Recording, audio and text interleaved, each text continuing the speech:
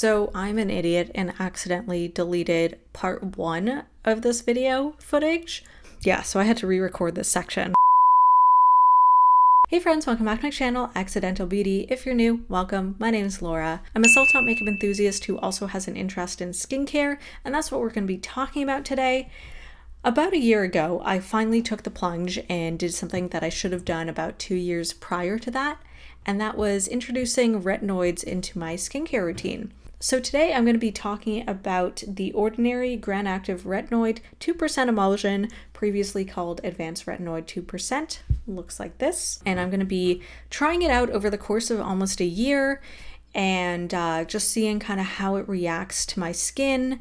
Does it work at all as far as anti-aging? Just kind of my review all around. What do I think of this product? So if you guys are interested in that, then please keep on watching.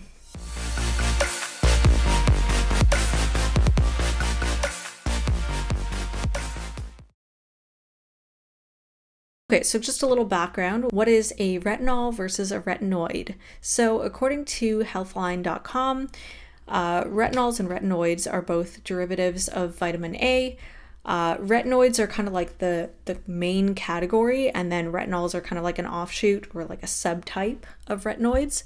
So retinoids and retinols are like anti-aging products. They help with reducing fine lines, and then they also help with reducing pigmentation, helping with acne and psoriasis.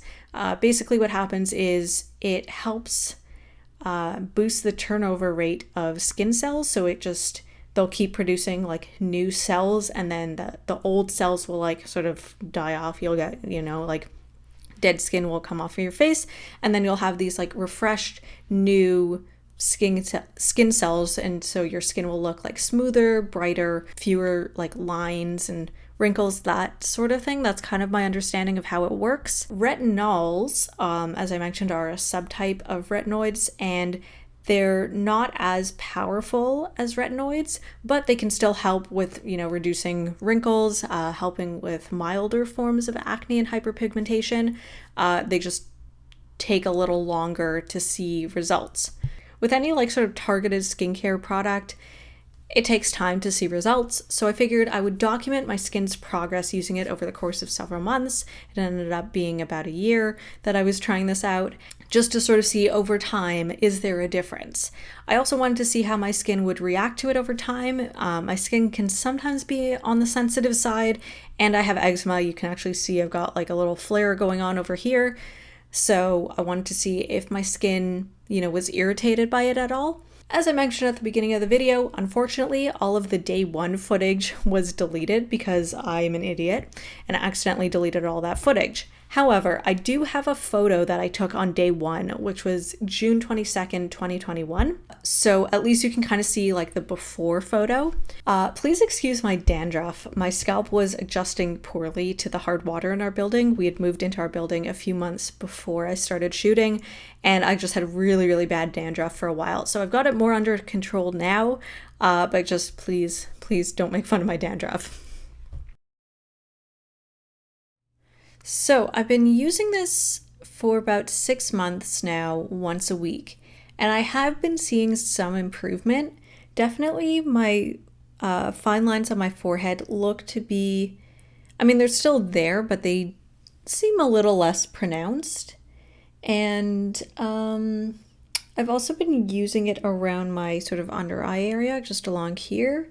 Hard to tell on that. Like I definitely see crow's feet over here, like on the side, where crow's feet are. They're still there. Under my eyes, I see like tiny fine lines, but they do become more pronounced when I'm wearing makeup, so like concealer, foundation around there, which is super annoying. Like my makeup never used to crease, and now all of a sudden just anything I put there always creases, even if I powder immediately after putting product on. So that's super frustrating. I don't know what to do about that. And then I've also been using it kind of like over here, kind of like the jowly area. And it looks a bit better. I don't know if that's maybe just like the shape of my face and like where my muscles, like my smile muscles here are, but I do see a bit of improvement there. I've also been using it on my neck I don't know if this I don't know if you can see it, but this creasing over here, I don't know if that's just like how necks are. I don't really know. Anyways, long story short, I've been seeing some improvement. I probably should start upping it to maybe twice a week and see if that works any better. So it's now December 19th, and I'm going to try using it twice a week, see if that makes a difference. So I guess I will hopefully update you then, and we'll see. Here's my face with no makeup. I'm going to zoom in, and then I'm also going to cut to my phone in natural lighting just so we can kind of compare texture and stuff. Okay, so I've got a little bit of an eczema flare happening over here, but just disregard that. So I don't know if retinol is supposed to completely get rid of your wrinkles and fine lines and stuff. I mean, they're definitely there. I kind of wanted it to like minimize them. Especially, really, what concerns me the most is like my crow's feet, is that what they're called? Crow's feet. And the little lines that are forming directly under my lower lash line. I find like those areas crease really badly with concealer. Pretty much almost every single concealer I use will crease there, which is really annoying. And honestly, never did that before I had a really, really bad eczema flare / allergic reaction to a foundation that I tried. And then as far as my forehead, I think right in the center of my forehead, I see a bit of an improvement, but the parts kind of directly above my eyebrows, that I still see some creasing. So, if I can prevent my wrinkles from getting worse, I'm good with that, but I also kind of want to just get rid of them. And I don't know if that's possible without like filler or Botox. That's the update as of February 21st when I'm filming this. And I've been using the retinol twice a week. Okay, so it's a different day and I think I forgot to record an outro. So I've been using this product for, it's now April 2nd. So I've been applying it now twice a week. And honestly, I don't know if I see a ton of difference. This is 2%. Maybe I need a higher percentage of retinol because I was sort of expecting this product to get rid of my fine lines completely, and I'm not seeing that happening. So I'm going to finish what I have. I don't have like a ton of product left in here. So I'm going to use up what I have, but would I repurchase? No. If you want to start using retinol to prevent fine lines, or if you got like the tiniest little bit of fine lines starting, I think this is probably a good place to start. But for me, I honestly don't think it's made that much of a difference.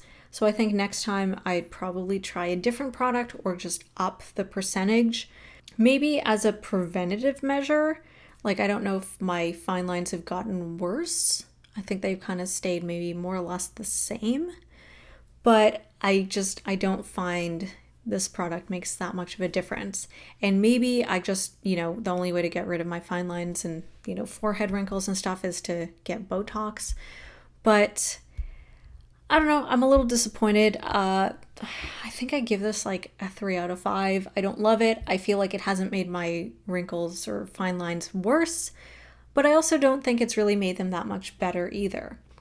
So I don't think I'd repurchase. I don't know if I'd recommend it if you're like, at the point where you're finding that your fine lines and wrinkles are noticeable, that your makeup is starting to crease. I don't think this is like, I think you probably, like myself, I think you probably need something a bit stronger than this. If you're looking for like, like baby's first retinol, if you are like barely have any fine lines and wrinkles, or if you're, I don't know, mid-20s and you're looking at retinol products to use, this is a good place to start. If you don't really have wrinkles, or you're at the point where you're like just starting to develop wrinkles, I think this is a good place to start.